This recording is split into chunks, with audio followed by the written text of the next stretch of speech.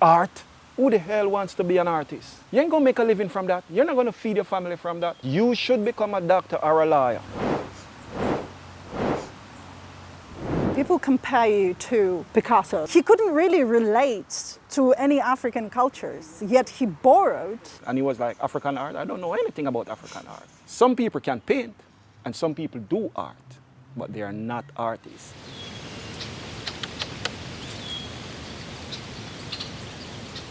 A year ago, I made a video on my channel about an incredible Jamaican art teacher, Mr. Clyde Clarke. And today we're going to meet one of his students. He was born in Montego Bay, the tourism capital of Jamaica, but his artworks are now selling for thousands of dollars in the United States. So let's welcome a highly successful Jamaican artist, Mark Anthony Hill.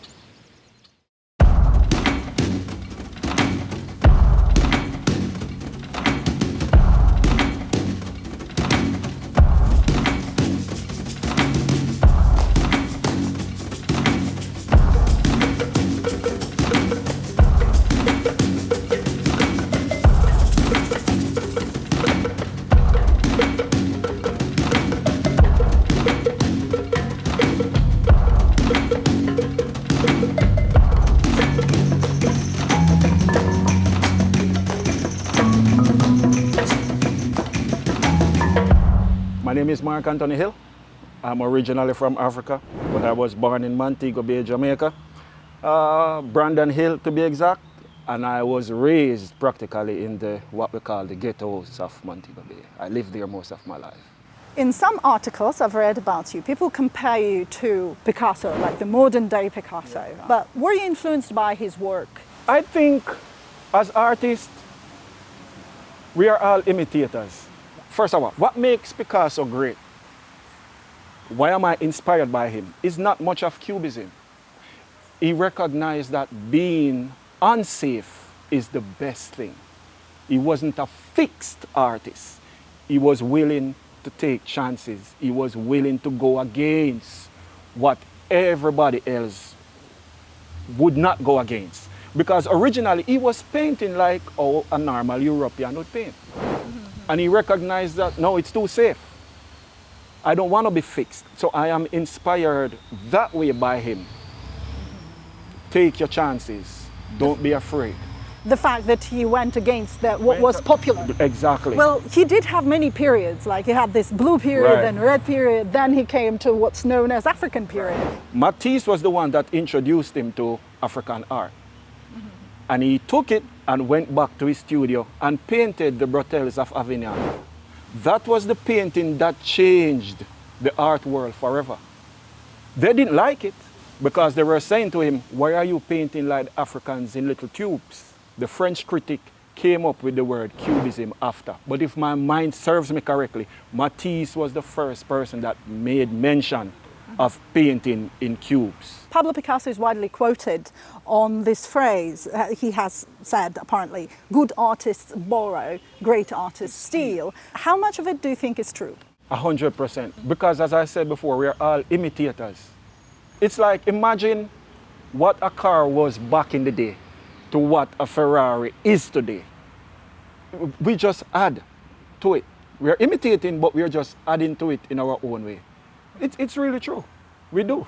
Right. However, though, one of the criticisms of Pablo Picasso was that he couldn't really relate to any African cultures, yet he borrowed and he painted something he himself cannot relate to. Whereas in your case, you can actually relate to this culture. You know, it's yours. You can understand. Do you think it is important to the way the art is delivered and then perceived by others? Because it is part of who you are. Because what he did, he understood perfectly what he did. And at the time, he had to do it.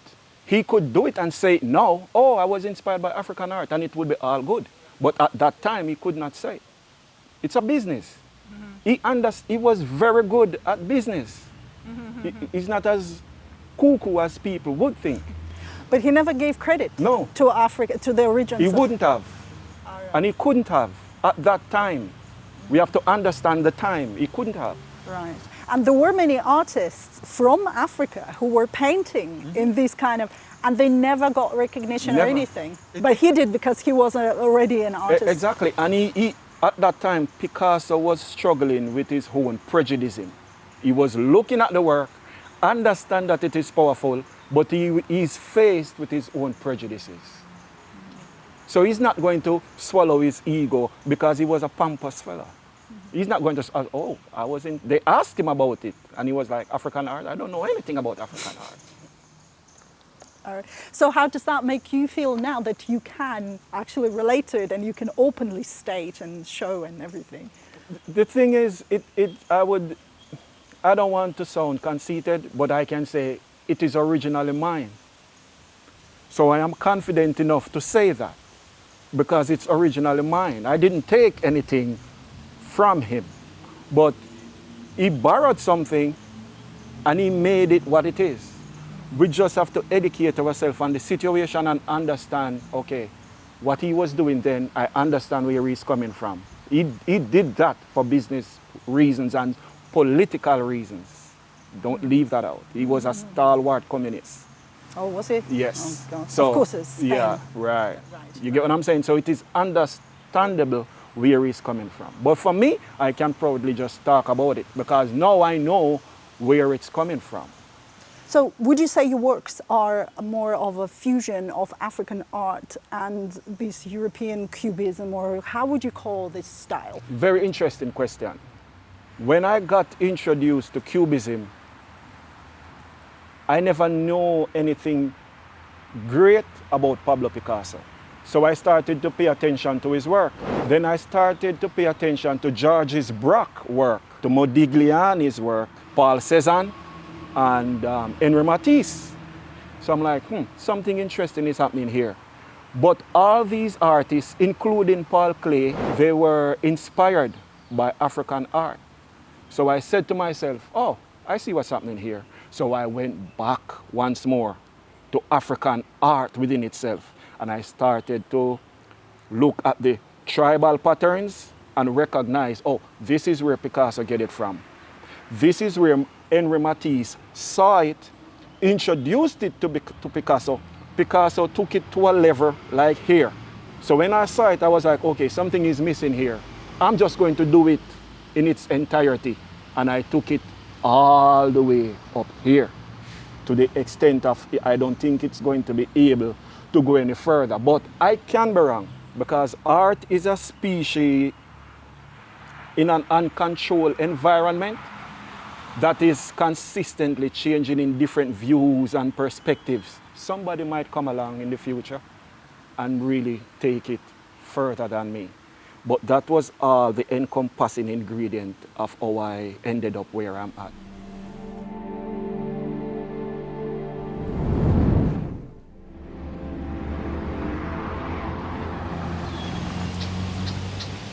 When and why did you become an artist?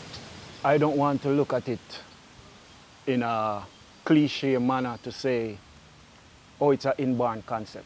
I mean, everything is an inborn concept. What we are going to make some choices in life. I knew I could draw. I couldn't paint. Painting just means you know how to mix colors. That's what it means, really. So when I went to Cornwall, I met Mr. Clarke, and then I started mixing paint. So I started applying the paint to the drawing. I could do it, but then I recognized that I can also make money from it. So I've been selling painting from I was 14. So then I became an artist when I started selling because I was doing it now professionally. The IST makes a difference. Some people are painters, not paintists. They're painters. The artists, which is the IST at the end, the IST makes a difference. You can do art, but you're not an artist. When the IST comes along, it adds value. A psychologist, a pianist is a professional, or they're professional at what they do. So some people can paint, and some people do art, but they are not artists. I have a documentary about your teacher, Mr. Clyde Clarke. And anyone watching that video, the documentary, can see how inspiring Mr. Clarke actually is. You know, he's very interesting personality and talented. So how important do you think his teachings were for you?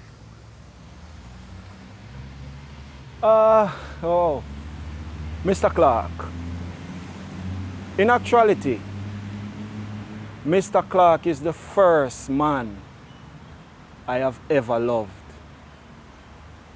because he was honest and he was really a teacher, but he was not the conventional type. He was different.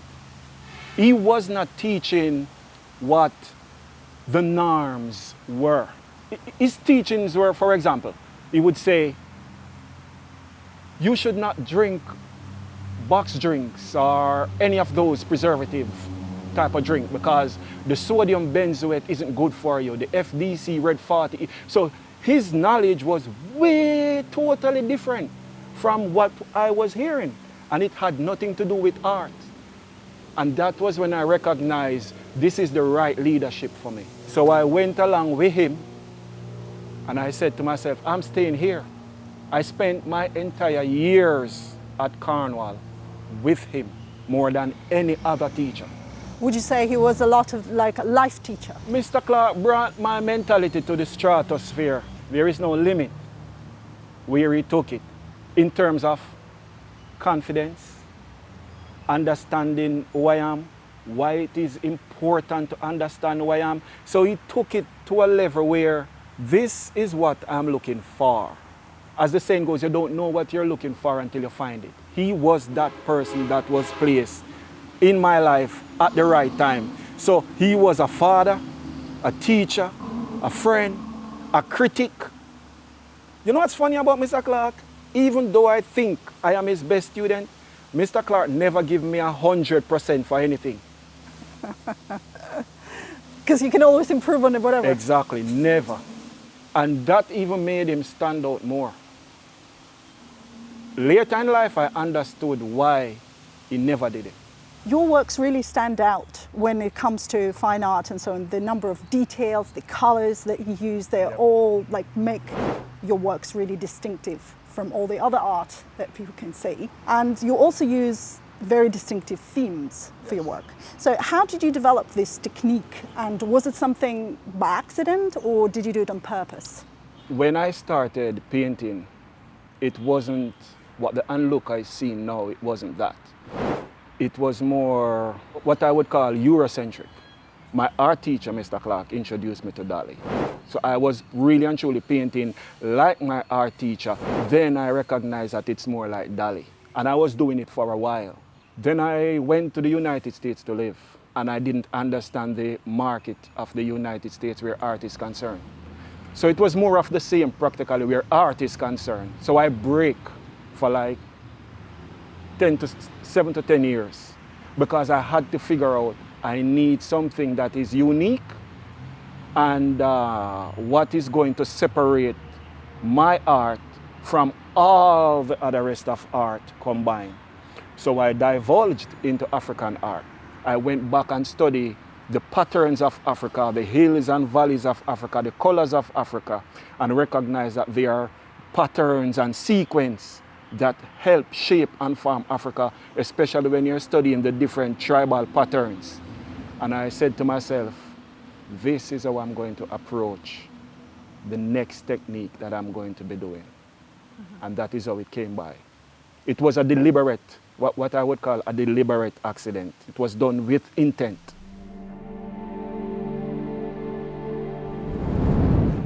Your art is very vivid. It has lots of colors. And the way you work on each color, I cannot imagine because I cannot even identify what these colors are, but they kind of make this balance and it shows so good. How do you manage to pick those colors? It's an happy accident. Yeah? It's really an happy accident. When I'm in that moment, I don't think. I just go along with what the hands want to do, and I trust the process. I don't question the process and I don't hesitate on the process. I just allow it to work the color that it wants to create. and I work with that color. But when the most important colors or color of my work is black, jet black, because the art world like to think black is not a color. Really? Yes, they believe that. Okay. It's not a color. You're going against the entire art by putting black. We use dark blue, extremely dark purples, extremely dark brown. We don't go straight black. Really? What about Malevich and his black square? It's black. Exactly, but he's going against it because black gives that powerful look. Renoir once said he spent all his years painting and never knew that black is the queen of all colors. In many interviews, when journalists do interviews with artists, they often ask this question like, where do you get ideas? Where do you get inspiration? And I personally always found this question really strange because me, myself, I'm not good at fine art, but I'm still a creative person. I have so many ideas and things, and I create things as well, like videos. And if somebody asked me, where does this come from? I'd have no idea. It just comes. It's just like these ideas, they just come, and I cannot really control them or trace them to see what it is. What would be your take on this? This is a good question. It's a very good question for a lot of reasons. Most artists cannot be truthful. They don't want to be truthful. Okay. Because they are caught up in this thing of over-intellectualizing stuff. They don't want to say, you know what, it happened out of nothing and just let it be. Because most time it's the truth. But they don't want to say it. They believe if they over-intellectualize the work, it's going to make the work have this great value. No, because the person looking at the work is not going to be in love with it because of what you're saying. Never happen. They have their own theory, they have their own feeling, and they can tell you something about your art you never knew. Yes. Interesting. Yes. I always find that people telling me about my videos, I never Exactly. put this into this. And people just find it. But they have to be honest within themselves. Don't over-intellectualize. Inspiration comes in many forms, and 90% of the time, it comes out of nothing. What are the other artists that might have influenced you? I've read that Wilfredo Lam, the Cuban artist, the Cuban. And Malangantana. Malagantana. I try my best to get my work into the soulful aspect of Malagantana's work. When I look at his work, I like the emotional confrontation it creates with me, and I try to always keep that energy when I'm painting. I want my artwork to have that. You're not just going to look at my artwork and move along. It ain't gonna happen. So I try to get that Malagantana vibe in it. Really love his work. It's soulful, it grabs you, it makes you feel like I'm looking at something that I can't walk away from. I have to look at it even though I might not understand what he's trying to convey, but just the mere fact that it grabs you is enough. I'm sure that, for average people, it's very difficult to recognize art that is of any form but realism. If they look at the picture and it looks like portrait looks real, that means it's a good artist. But when it comes to abstract art or something more of like cubism and so on, average people who don't study fine art would not realize what it is. Do you think it's a problem, or how can people give more understanding to modern art? That is a very good question. It's very technical, but it's very good. And the bottom line is education. What art does, it provides historical context. The pretty art that we see and we can look at it and be like, oh, this is what makes a great artist. This is the reason why the artist is good. He paints like a photographer. That came about during what they call the Renaissance. It had to be perfect. But one has to also remember that there were no cameras in those times. So it had to be pristine. Now, if you should go back 40,000 years, 30,000 years to the caves of Altamira or the pyramids, artwork was always there. It wasn't pretty, but it was there to provide an historical context. People who study rock art paleoanthropologists. These people will tell you that these artworks are priceless, but we weren't exposed to that because we were only seeing it in historical books. Art is the philosophical evidence of creativity, and it offers historical context. You can always look back to before there was language and reading, there was art. Do you think maybe art is the language? It Is was. one of the languages. It still is. It still is, right? People Yes. perceive it. When people go to the museums, it's a different type of people that go to the museum. These people are genuinely art lovers. The ones who don't go, they're not really art lovers, but it is okay. It just boils back down to education. And if the education is not there, then there is a problem. Because these are the same people who will have a problem if the artwork gets sold for $100 million.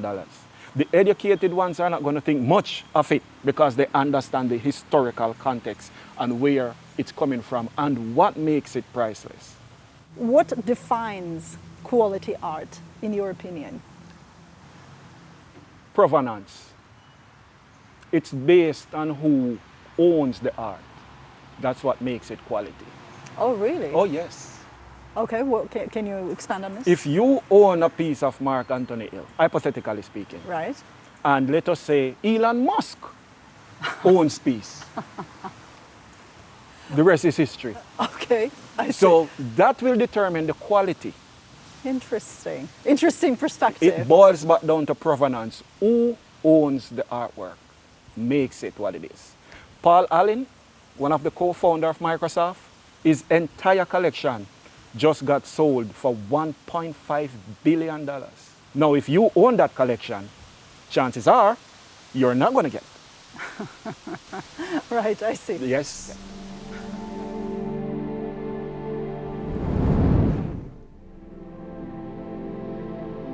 You mentioned that you made your first money when you were, what, 14? 14. How did that happen? I did a painting of mountains and some colorful trees. My cousin bought that work for $1,400 at the time. 1400? At the time. Jamaican? Jamaican at the time. So I'm looking at 1993. Mr. Clarke was the one that said to me, Mr. Clarke believed I wasn't a competition artist because Cornwall would enter all these competition of National Water Commission and all these things. And he said, no, it's not for you. You can sell. So I said to him, what should I sell this work for? And he said, ask for $1,400 because you're there, you're ready. Your application, you have been through the process and you're there. Ask. He thought I painted like Van Gogh because I was just using slabs of paint. And he would come and he would criticize and criticize and criticize. And it was okay with me because I'm used to criticism as an athlete. You hear the most negative thing. There is nothing you're going to say to me that is going to break me down. I've heard it all. Right? So I said, ask for $1,400. And my cousin saw it at the time and she bought that work. And from there on, I was taking artworks to the Ambiente Art Gallery. That was on Gloucester Avenue. The lady that owned that art gallery was Gloria Hitchens. She was from Belgium. And she would say to me, if you take me an artwork every Wednesday, you should come here on Fridays and collect your money. And every Wednesday, I would take her art. And every Friday, I would collect that money. I didn't know what she was doing with it, but I would get and she didn't flinch when I said, I want this for it. I want that for it. How much did you charge? So it moved from 14, and I was asking her for 25. 2,500. $2,500. So 2,500 Jamaican dollars. At that time, plenty of people weren't making that. Yeah, well, yeah, sure. At that time. And I'm doing it weekly. So I was like $10,000 a month. It was a lot of money. Yes, it absolutely. could do a lot. Yes, yeah. Yeah. Money like that could pay rent. And you were just a teenager. Right. So that's some great experience you had from start. Why did you didn't keep doing this and instead went for sports? Because the vision didn't come along. And it's not something you can, art is not something you can force. So I couldn't force it because in Jamaica it's twice as hard. The artists that makes it in Jamaica are those that went to the Edna Manley School of Art and those who had the contacts. I didn't have that. So it took a while for me to understand that, hey, when I left school, it became much harder. I don't know if I don't know if my artwork was being gobbled up when I was much younger because I was younger. People tend to go, oh, he's young, yeah, let's support him. Yeah. When I left school, oh, it's a total different ballgame. When I break from it, that was when what we would call the athleticism came back in. But the art was still nagging. It was still like, hey, I'm here. Did you continue painting while you were in sports? Yes, but for myself. Yeah. I wasn't painting for anyone to see, just for myself. 1 or 2 people would come and look at it, like the president for the Jamaica National Bank, Ted Williams, because he was an artist also, and he was a Cornwall College old boy. So he would come along and he would give me this honest criticism and say, oh, Mark, you have to show these things, you can't be hiding them. I'm like, I don't have anywhere to show it. Get me an exhibition and I will. So I would paint, get them off the canvas, and hide. And hide. Yeah, I'll put them away. Well, tell me about putting a price tag on your work, because like now you are, you know, a professional artist. You work in the US, as I understand. Yeah, I paint. And yes, and you are in all of these exhibitions and everything. So before we get to exhibitions, tell me about how to put the price tag on the work of art. It's like extremely difficult. Well, it's a sensitive issue. And okay, I'm going to give you this based on how it works. If you are an art dealer and you're selling art for $1, and I bring my artwork to you and ask for $10,000, obviously I'm not going to get $10,000. You are selling art for $1. No. If I go to another art gallery and they're selling artwork for $1 million, chances are I may get $1 million. It comes back down to who is selling the art. So it comes down to the fact that you can make those people believe in you, that your art will be sold for this amount at their art gallery? It's possible, but in terms of pricing, plenty artists don't know how to price because they are intimidated of what they are creating. When I spoke with Dr. Akilin Lynch, who is an avid art creator, art collector, he said to me, if they want it, let them pay for it. So they should be the ones who give the price? I should give that price. I created it. Right. If you want it, pay for it. If you can't afford it, then it's not for you. It comes back to the same thing. If you're dealing with people who can only sell artwork for $1, you can't go to them with a $10,000 painting. You're not going to get it. It boils back down to who is selling your art. Do you personally value your work differently? Like this painting should be more expensive because you spent more time on it, or this painting should be more expensive because you believe this like a genius idea for this one. Like how do you personally evaluate your work? Okay, I have this artwork, it's called Lady in Red. That is my first piece of work with the technique that I'm doing now. That work started it. To me, it's priceless. To me, now everything is for sale. If the person loves it more than me, they're going to pay me what I want for it. But I'm going to say this work is not for $5. And I'm not going to give you it for $5. And I'm going to be adamant. You have to meet me way more than that. This is my first piece that started all these other children.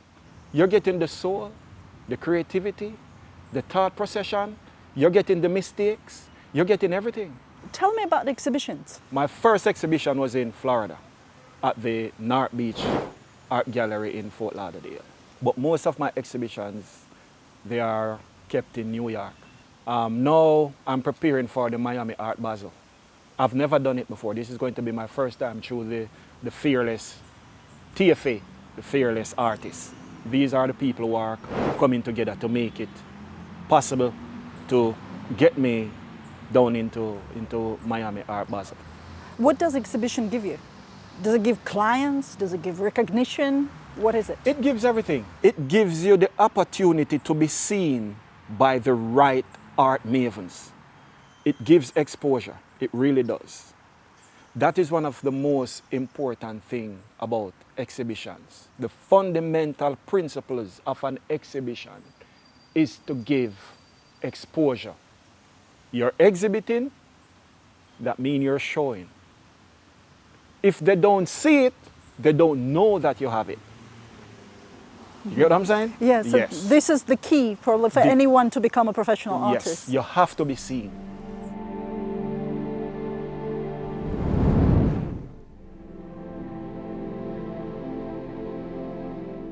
I know that you also considered to be an athlete, and you were actually an athlete. Tell me more about that, how that happened. I did extremely well with high school soccer.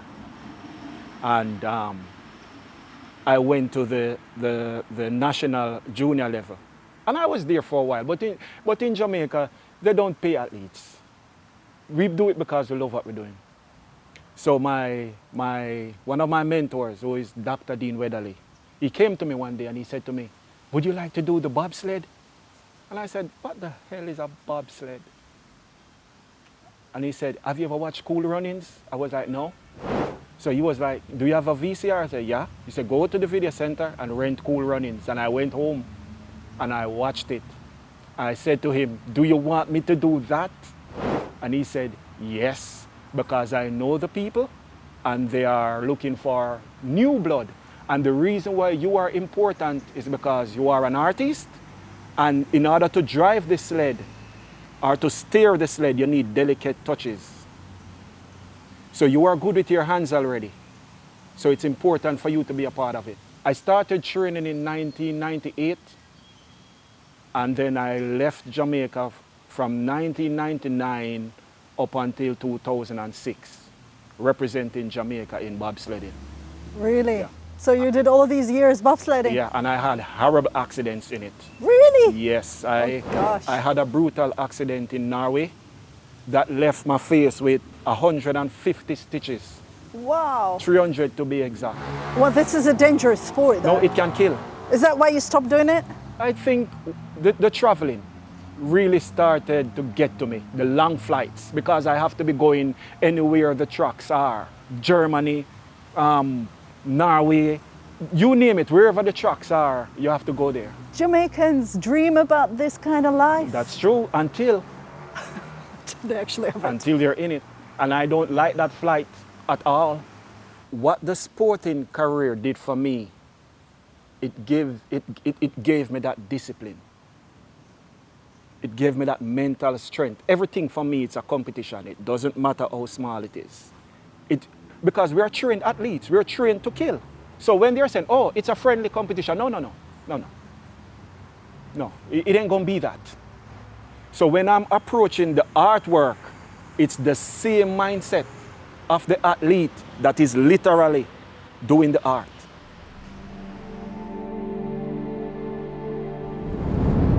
I find that creativity is strongly linked with ability to express emotions. And a lot of Jamaicans have these skills and talents, including the talent for fine art. Yet not many can become professional artists and, earn a living with it. Why do you think this is the case? Education comes back down to it. We were really taught art is nothing. Why are you painting that stupidness? You can't make a living from that. You should become a doctor or a lawyer. Art? Who the hell wants to be an artist? You ain't gonna make a living from that. You're not gonna feed your family from that. This is something that is very strong in the Jamaican system of what the lower echelons of society think, not the upper heads. The upper heads understand it clearly. They know the finance behind art. The lower part of it doesn't. And surprisingly, that is where the majority will win. Because most of us who are artists, We are not coming from rich people. We are coming from poor families. So you can't tell me that I'm going to send you to high school, pay all this money for you to become an artist, telling me you want to paint? You went to Cornwall College. It's not or it's free. Is that free education? No. No? I had to pay every term. But you're not from the rich family. No. How did you manage to afford it? My mom did. And because I was playing soccer for the school, this was where my other mentor, Dr. Dean Weatherly, came in. Because he understood what I had. I would get books, I would get uniform, he would just push in. He would even buy paint for me. He has a collection of my work. His sons have collections of my work. And we are still like this today. You see what I'm saying? So he played a part too. I don't forget people that played instrumental roles. His wife, Martina Weatherly, said to me, Mark, I hope you don't give this up. She believed all the way to her bones that you are going to do it. She never wavered. So do you think the reason why you've managed to succeed while being a Jamaican from just, regular family, not a super rich family or anything, you've managed to succeed because you met the right people, because your parents supported, or what do you think is the... It's an amalgamation of things. It's having the right people. It's understanding where you're coming from. It is understanding also where you want to be. You have to understand the aim. But first, you have to understand the process. I don't paint for money. I paint because I love what I do. Now, if you wanted to buy, then we go ahead and talk business. I believe Jamaica has a huge potential as a society when it comes to fine art. And it's already, it's painting its way through. But what do you think can be done for this potential to be realized even more? So on the world stage, Jamaica is well known not only for such art as music, but also for fine art. We need to get the art mavens more involved in art.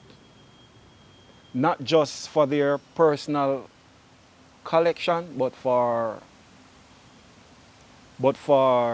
the future on a whole. Whenever they get involved the right way, keeping festivals the right way, doing it in the right places, and giving the artists that exposure that they cannot afford. It is very expensive to keep an exhibition. My first exhibition cost me 30,000 US. Okay. Yes. Why? Because I didn't know anyone, so I had to pay. Oh, to be featured? Yes, I had to pay for the spot. I had to pay videographers, I had to pay photographers, I had to pay marketers, I had to pay the owner for the space. Wow. And that does not include traveling to New York, paying for hotels. Nope. How did you make that money with art? This is a very interesting story. You are the first person that asked that. And I'm going to tell you.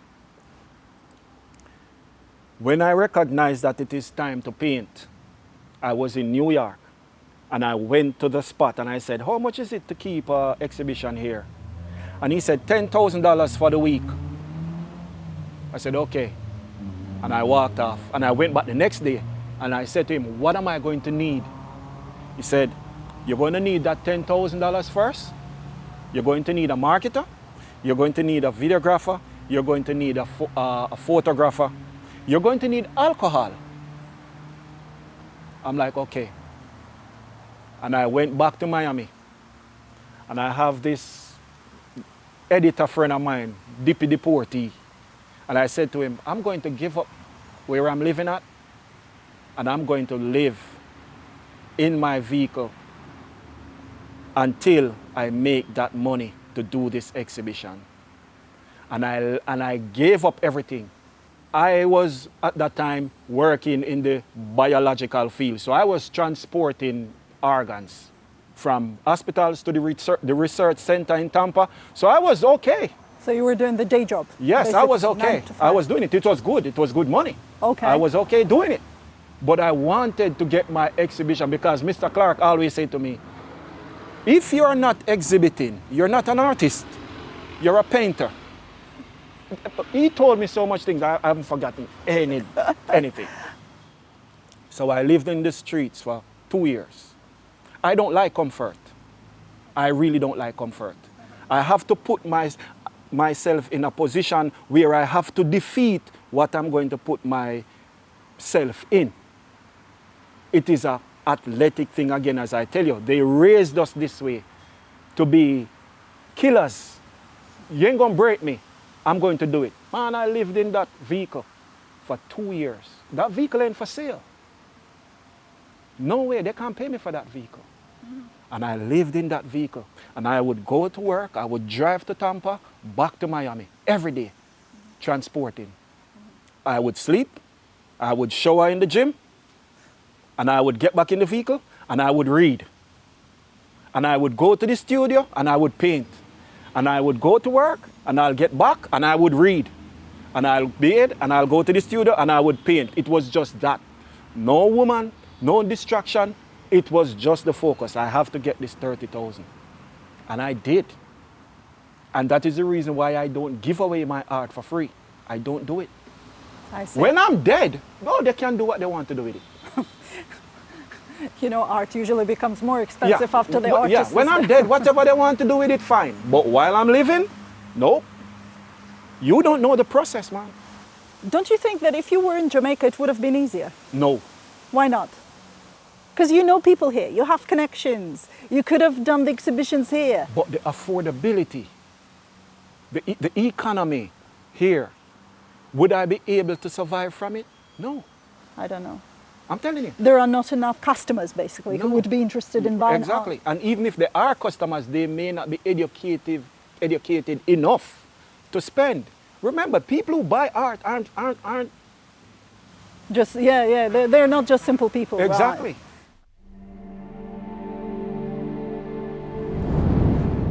What tips would you give to artists in Jamaica, especially young artists? If they have passion for art, what would you suggest for these people to do?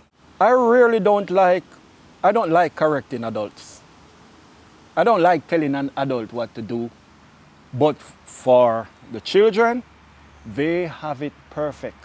Stick to creativity because of the technology that is here now. Now we have NFTs. You can do digital creative stuff and make millions of dollars. That is where it's going. This is so good point. Yes. I didn't even think of it. Yes. They can do 3D design, Exactly. they can do photoshopping, Coral Draw, all sorts Exactly. of... All sorts of things. All thought. Remember now, not all sort, all thought of things. You get what I'm saying? It's perfect for them. They don't have to be bothered now with, oh, I have to go and do a 9 to 5. The creatives, they are the ones now who are making the money. Oh, that's true. Through the technology. Absolutely. You follow what I'm saying? Yeah, man. So they have it good. They don't need any more advice than that. That's a good point. Yep. That's a good point. They need to learn the technology. Yep. They need to learn the technology. And they know. They have all the iPhones. That's true. They are versed. Thank you so much. Thank you so much. And thank you so much for finding the time, flying to Yeah. Jamaica. If I give him my word, I'm going to stick to it. Thank you. Thank you. It's No such a pleasure problem. meeting you in person finally, you know, because brilliant. Thank you, Mark. Thank you so much for watching. If you have found this video interesting, please don't forget to give it a like and share it with others. And the special thanks are always to our patrons for their continued support. If you also wish to join them and add your contribution to this project financially, you can do so from only $5 per month. My name is Irina, and I'll see you in the next one. Bye for now.